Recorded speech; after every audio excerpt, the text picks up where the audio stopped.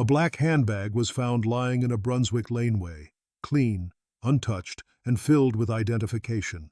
But the woman who owned it was nowhere to be seen.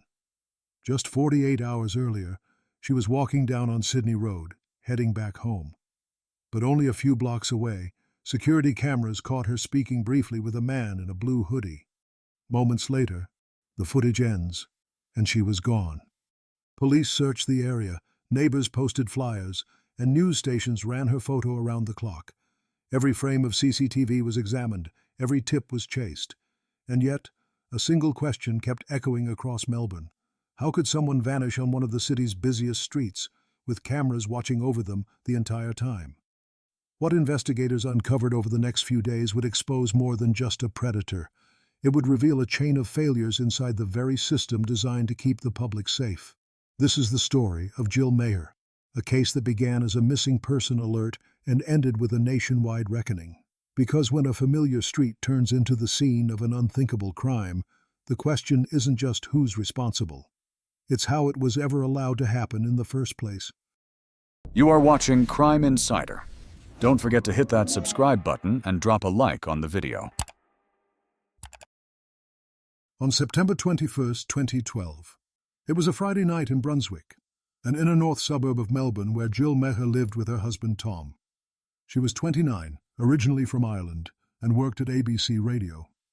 Colleagues later said it had been a normal night out, a few drinks after a long week at work. Around 9 p.m., Jill and several co-workers met at Brunswick Green, a local bar on Sydney Road that was popular with media staff. They spent a few hours talking and laughing, planning one last stop before heading home.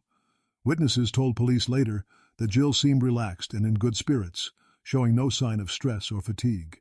By 11 p.m., the group moved to Bar Etiquette, just a few blocks away. CCTV later confirmed their arrival and departure times. According to ABC News Australia, Jill stayed until about 1:30 a.m., when she said goodnight and started the short walk toward her apartment on Hope Street, less than a kilometre away. That short walk would later define the case. It was a route she knew well, a stretch of road she'd taken many times before. At around 1:43 a.m., a security camera above Duchess Boutique captured Jill walking along Sydney Road. In the footage, she appears to exchange a few words with a man in a blue hoodie. Investigators later confirmed that man was the last person to see her alive. According to court records from the Victorian Supreme Court, his name was Adrian Ernest Bayley, a 41-year-old repeat offender who at the time was on parole. 2 minutes later, at 1:45 a.m., Jill's phone log shows an outgoing call to her brother Michael in Perth. It connected briefly, then cut off. Cell tower data later placed her within roughly 400 meters of her apartment when that call was made. Tom Meagher told investigators he woke up around 2 a.m. and realized Jill wasn't home. He assumed she might have stopped to talk with someone or grabbed a taxi. But by morning, her side of the bed was still empty. When she didn't answer her phone, Tom started calling her colleagues, but none of them had heard from her either. By late morning, he drove to the Brunswick police station and filed a missing person report. Officers began retracing her route along Sydney Road, treating it as a routine disappearance at first. That evening, Tom walked the same route himself, checking laneways and shop fronts for anything she might have dropped. He found nothing. Police, meanwhile, asked local businesses to hold on to their CCTV footage in case it was needed. Several agreed, including the boutique whose camera would soon become key evidence. By the next day, word had spread across Melbourne. Friends, co-workers, and volunteers began posting her photo online, starting one of Victoria's largest public search efforts. According to The Age and ABC reports, police received hundreds of tips in the first 48 hours. Most led nowhere. Because if Jill was only minutes from home on one of the most watched streets in Melbourne, how did she just disappear without leaving a trace? By Saturday morning, Jill Meagher was officially listed as missing. Her husband Tom had already walked the route between Bar Etiquette and Hope Street multiple times. He told police she was familiar with every stretch of Sydney Road. She used it almost daily. But by daylight, there was still no trace of her. Investigators canvassed local businesses along Sydney Road, collecting available CCTV footages. They spoke to bar owners, shop attendants, and anyone who might have been awake in the early hours. Most said they hadn't noticed anything unusual. By Sunday, detectives expanded their search radius. Door-to-door inquiries began, and a missing person alert went out through local news. ABC Radio, Jill's own workplace, carried updates throughout the day, urging anyone who saw her after 1:30 a.m. to contact police. Tom remained the key contact point for investigators. Detectives confirmed his timeline, verified his movements, and quickly ruled him out as a suspect. According to police records, his cooperation and account matched every timestamp gathered from phones and messages. On Monday, September 24th, a small development changed the tone of the case. That morning, a passerby found a black handbag in a laneway off Hope Street, less than 500 meters from the Meaghers' apartment. Inside were Jill's driver's license, her bank card, and personal items, but not her phone. Police immediately sealed off the area. Forensics photographed the bag, logged its contents, and noted that it appeared clean, as though it had been placed there deliberately. According to investigators quoted by The Age, earlier searches of the same laneway had found nothing, leading police to suspect the bag had been planted. By that afternoon, the discovery was front-page news across Melbourne. The public now knew Jill was last seen on Sydney Road, but the CCTV footage that could explain what happened next was still being processed. Detectives reviewed hours of footage from several shops. Among them, the camera from Duchess Boutique captured what appeared to be a brief conversation between Jill and an unidentified man wearing a blue hoodie. Police released a short section of that video to the public on Tuesday, September 25th. The effect was immediate. Within hours, phone lines at the Brunswick police station were overwhelmed. According to ABC News reports, hundreds of callers claimed to recognize the man or the vehicle later seen nearby. Detectives began sorting the credible tips from the rest. At the same time, social media engagement exploded. Facebook pages dedicated to the search were created overnight, and volunteers began distributing missing person flyers along every major road between Brunswick and the CBD. By midweek, the missing person investigation had grown into one of the largest community-led searches in Victoria's recent history. Searchers canvassed parks, railway easements, and nearby creeks, while police concentrated on cross-checking vehicle sightings from the night of the 21st. Through Wednesday, homicide detectives quietly joined the inquiry. Although officially still classified as a disappearance, senior officers later confirmed they had begun treating it as suspicious. That night, plainclothes teams followed up on leads from the CCTV release. One of those calls pointed investigators toward a registered vehicle in the Coburg area, a blue Holden Astra connected to a man recently released from prison. It was the first tangible lead they'd had since Jill vanished. By Thursday afternoon, detectives were ready to move. Surveillance units confirmed the suspect's identity, and an arrest team was briefed. Within hours, a 41-year-old man named Adrian Ernest Bayley was taken into custody. By the time Adrian Bayley was brought into custody on Thursday, September 27, 2012, investigators already had hours of surveillance footage, mobile data records, and statements stacked across multiple binders. What they needed now was confirmation, proof that linked him directly to Jill Meagher's final movements. According to Victoria Police briefings later filed in court, detectives began with the CCTV sequence from Duchess Boutique. Frame by frame, they tracked the blue-hooded figure walking beside Jill for several seconds before she moved out of view. When investigators compared those frames with Bayley's image from his parole file, the resemblance was immediate. Detectives also retrieved data from Jill's mobile carrier. Her phone remained active until about 1:46 a.m., when it disconnected from the network near Moreland Road. Police later found that Bayley's Holden Astra passed through the same area at nearly the same time, confirmed by an automatic toll road transaction.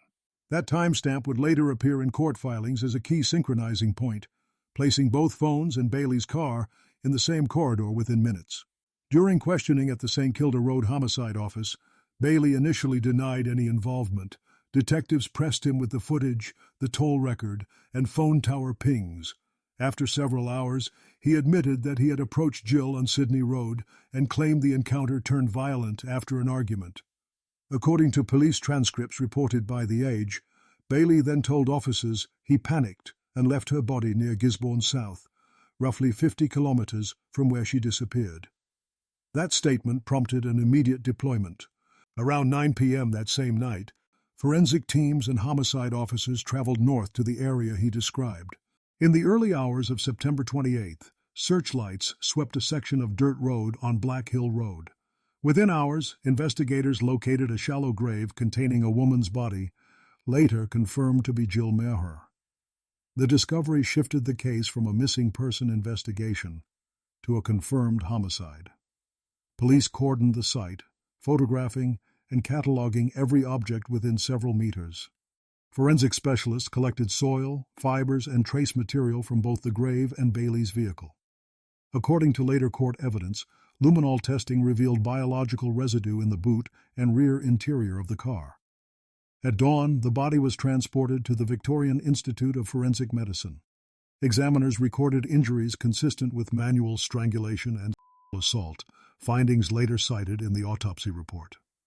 Those results, combined with Bayley's statement, left investigators with a full sequence of events from the city street to the country roadside. Meanwhile, detectives conducted a comprehensive background check. What they found deepened public outrage. Court filings later revealed Bayley's extensive history of violent offenses and confirmed that he had been on parole at the time of the attack. That discovery would later spark statewide debate about supervision failures within Victoria's parole system. Back in Brunswick, police completed secondary searches of the route Jill had taken. Teams revisited the laneway where her handbag was found, this time collecting soil and footprint impressions. Forensics compared those prints with Bayley's shoes seized during arrest. According to laboratory analysis presented in court, several patterns were consistent. By the end of the weekend, detectives had built a detailed timeline. At 1:30 a.m., Jill leaves bar etiquette. Then at 1:43 a.m., CCTV shows her with Bayley outside Duchess Boutique. At 1:45 a.m., final phone call was placed. Between 1:46 and 2 a.m., phone signal was lost. And lastly, at 4 a.m. to 4:30 a.m., Bayley returned to Brunswick and later drove north to dispose of the body. Each time marker was verified by either digital or physical evidence. Investigators said it was one of the most tightly corroborated homicide timelines in recent Victorian history. In the following days, additional witness interviews helped reinforce the case. Several residents along Sydney Road reported seeing a man matching Bayley's description walking briskly toward a nearby car around 2 a.m. Others heard what they described as a brief argument near the intersection, though none saw the actual assault. By early October, prosecutors were satisfied the evidence met the standard for a full homicide charge. By early October, the forensic brief was complete, and prosecutors were preparing to file charges. Yet inside the investigation room, a new stream of digital evidence was about to surface, one that would take the case from fieldwork to confession. By early 2013, the case against Adrian Ernest Bayley moved from the investigation rooms to the court. The evidence was now arranged into a full legal brief: CCTV footage, phone data, forensic reports, and his own signed statement. On April 5, 2013, Bayley appeared before the Victorian Supreme Court and formally accepted responsibility for the unaliving of Jill Meagher and the SA connected to the same event. The plea ended months of speculation and cleared the way for sentencing. Inside the courtroom, prosecutors outlined the timeline built by detectives: the brief interaction on Sydney Road, the phone's last signal, and the journey north toward Gisborne South. Each segment was supported by timestamps, tower logs, and forensic sampling taken from his vehicle.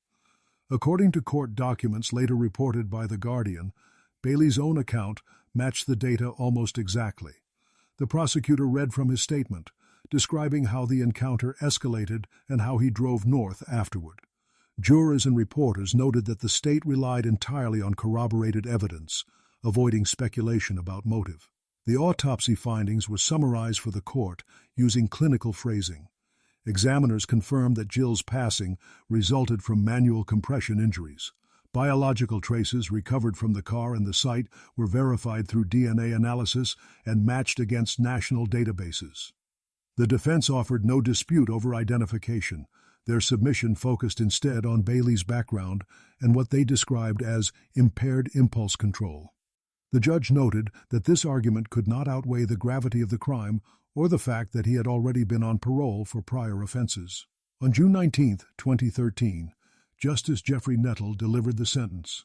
Bayley received life imprisonment with a non-parole period of 35 years.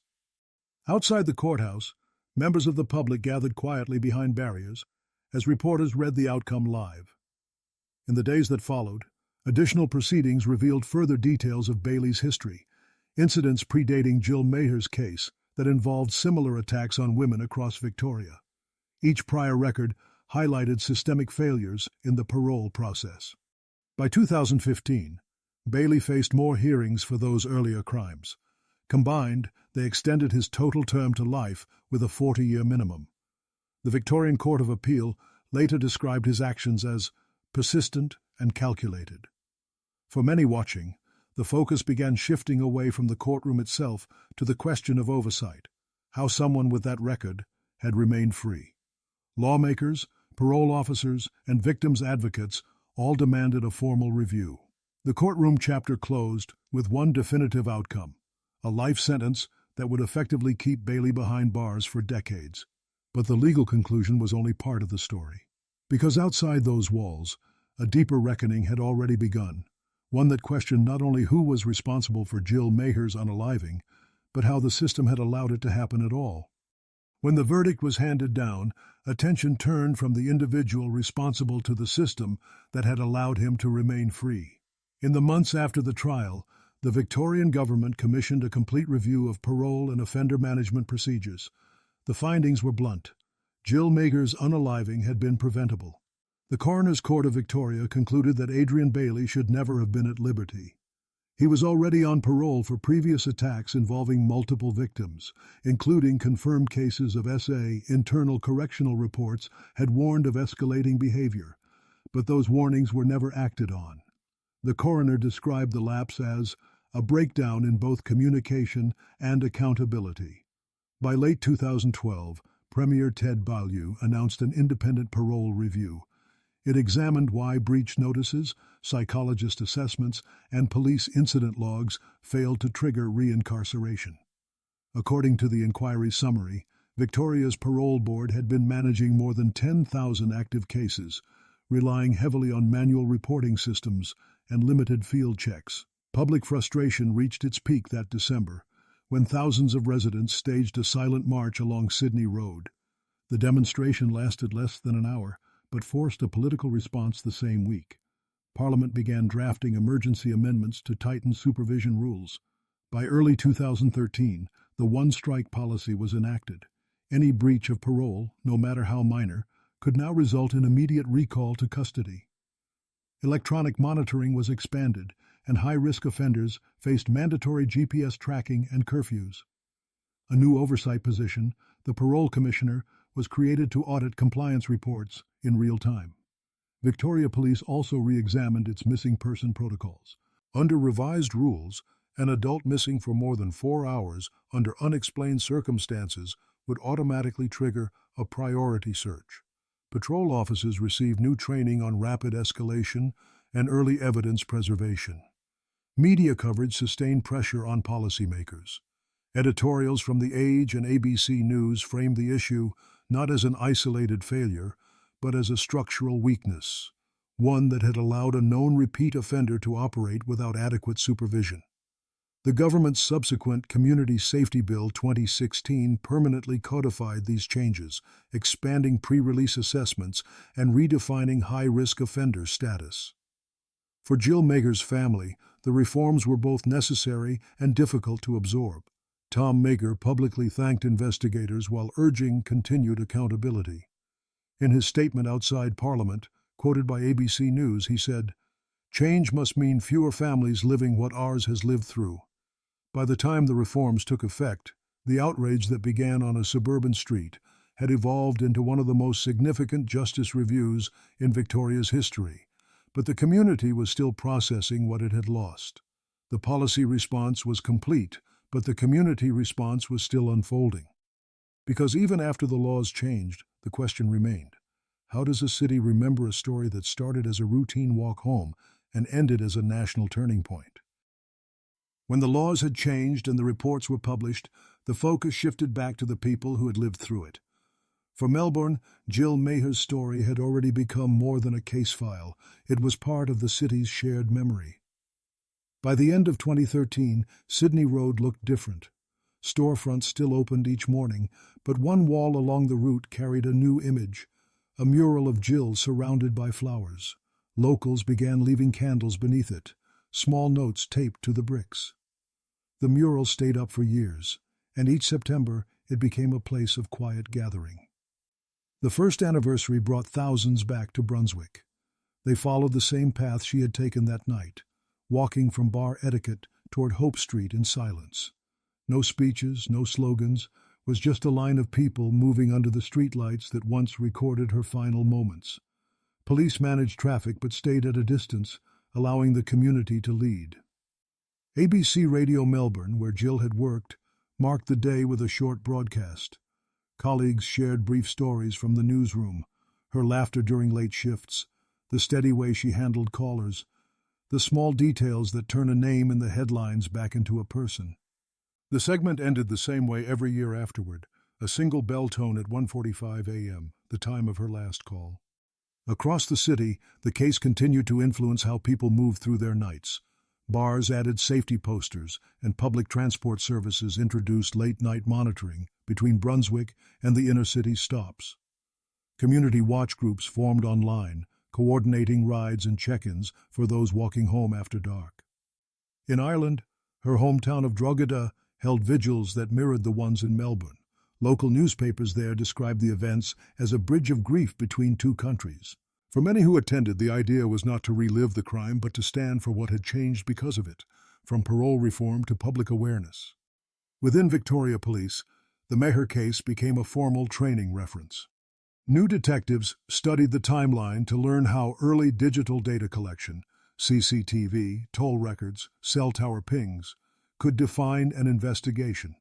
It was no longer just a tragedy to remember. It became a model of how evidence could move faster than rumor. Tom Meagher continued to speak publicly, focusing on prevention and systemic responsibility. In interviews, he often said the same thing, that remembrance should carry purpose, not paralysis. His calm delivery and factual clarity kept the story grounded in what could still be changed. By the 10th anniversary, the vigils had grown smaller but more personal. Mostly neighbors, co-workers, and new residents who had learned her name from the mural. They still walked the same stretch of Sydney Road each September, a quiet reminder that policy and reform begin with people who refuse to forget. More than a decade later, Jill Meagher's case stands as both a timeline and a warning. It showed how quickly a routine night could become a national reckoning, and how one woman's final walk home reshaped the meaning of safety for an entire city. Jill Meagher's story reminds us that justice isn't just about punishment. It's about prevention, accountability, and remembering the people behind the headlines. If you've stayed with us through this case, make sure you're subscribed. We cover real investigations, verified facts, and the stories that changed entire systems. Leave a comment, tell us where you're watching from, and let us know which case you want us to cover next. You've been watching JoJo Crime, where real stories meet the truth that's often buried.